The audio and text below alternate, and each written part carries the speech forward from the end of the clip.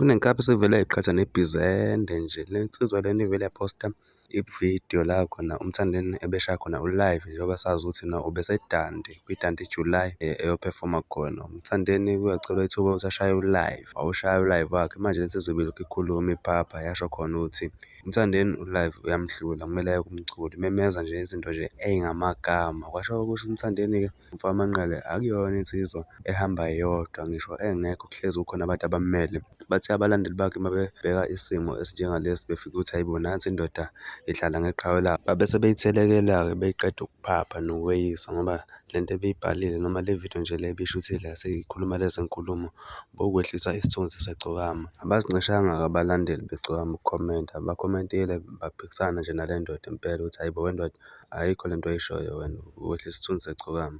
Angingakhuluma awuyizwele le vidiyo lena bese ungitshela ukuphawula kwakho ukuthi wena uthini, ngabe libhembile iGcokama noma alibhembanga.